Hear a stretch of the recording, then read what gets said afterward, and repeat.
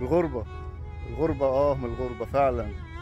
ما يحسش بالغربة غير اللي اتغرب وبعد عن أهله وعن بلده. الغربة صعبة جدا جدا جدا. يعني بتجمد الواحد بس بتاخد منك حاجات كتير.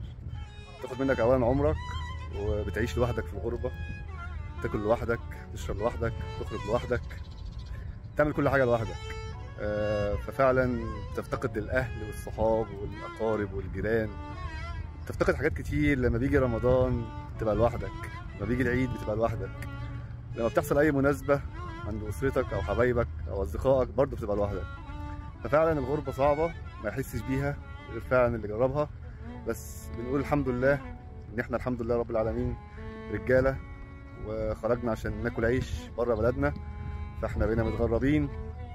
وفعلا الحياة مش سهلة، فالحمد لله على كل حال. ربنا يفرج علينا جميعا ويرجعنا سالمين غانمين. قولوا امين. السلام عليكم.